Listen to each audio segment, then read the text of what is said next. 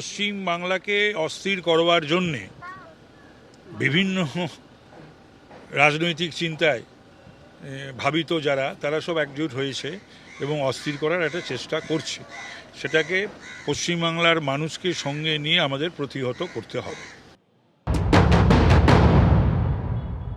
বিজেপির আদি তৎকাল নব সদ্য কে এলাকা দখল করবে, কে কার কাছ থেকে তোলা তুলবে, কে মিষ্টির দোকানে যাবে, কে অমুকের দোকানে যাবে, নানা ধরনের খবর আসছে। এতটাই খবর আসছে যে নেতাদের বিবৃতি দিতে হচ্ছে। ফলে এলাকা দখলের লড়াই না টাকার লড়াই আমরা তো জানি না। ওদের নেতাদের বিবৃতি থেকে দেখছি তারাই তিতিবিরক্ত এবং তারাই উদ্বিগ্ন, যদিও তাদের কথা কেউ শুনছে না। এই গুন্ডাগার্দি গোষ্ঠীবাজি চলছে। ফলে সেই জায়গায় দাঁড়িয়ে পুলিশ নিরপেক্ষ তদন্ত করুক, এর সঙ্গে তো আর তৃণমূলের কোনো সম্পর্ক নেই। বারুইপুরে বিজেপি কর্মী খুন, বিজেপি বনাম বিজেপির দ্বন্দ্বে তাকে খুন হতে হয়েছে এমনই অভিযোগ সামনে আসছে।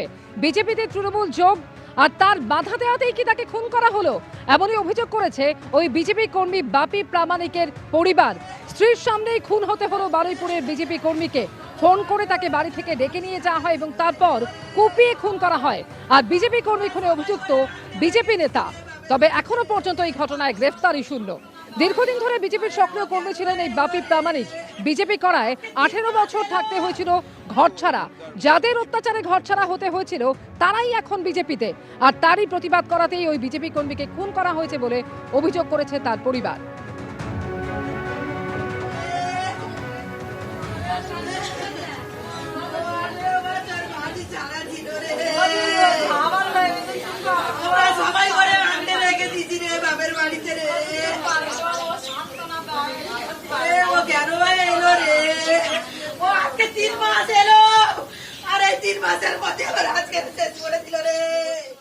এখনো পর্যন্ত পুলিশ কয়েকজনকে আটক করেছে, কেবলমাত্র এখনো কাউকে গ্রেপ্তার করতে পারেনি। কিন্তু যাদের বিরুদ্ধে অভিযোগ এবং মূল যার বিরুদ্ধে অভিযোগ সেই ব্যক্তি কিন্তু এখনো পলাতক। গতকাল ঠিক যেই জায়গায় বাপি প্রামাণিককে কোপানো হয়েছিল এবং তার সঙ্গে তার বাকি আরও কয়েকজন সঙ্গীকে কোপানো হয়েছিল, আমি ঠিক সেখানেই দাঁড়িয়ে আছি। বর্তমানে জায়গাটি পুলিশের তরফ থেকে কর্ডন করে দেওয়া হয়েছে। এখানে পুলিশ বাহিনী মোতায়েন রয়েছে এবং একই সঙ্গে কেন্দ্রীয় বাহিনী জওয়ানদেরও মোতায়েন রাখা হয়েছে। ফরেন্সিক বিশেষজ্ঞরা আসা পর্যন্ত জায়গাটিকে ঘিরে রাখা হয়েছে যাতে এখান থেকে নমুনা সংগ্রহ করা যায়। যেটা ঘটনা, বাপি প্রামাণিক নামে বিজেপি কর্মী, তার স্ত্রীর যেটা অভিযোগ যে গতকাল তাকে ফোন করে ডাকা হয়, তারপর এইখানেই তাকে কিন্তু কোপানো হয়েছিল। যেটা পুলিশ সূত্রে জানা যাচ্ছে যে স্থানীয় একটি মন্দিরের কমিটি তৈরিকে কেন্দ্র করে দুই গোষ্ঠীর মধ্যে গন্ডগোল চলছিল। বেশ কয়েকদিন ধরেই এই চাপানুত্তর চলছে, যারই পরিণামে গতকাল এই ঘটনা ঘটেছে।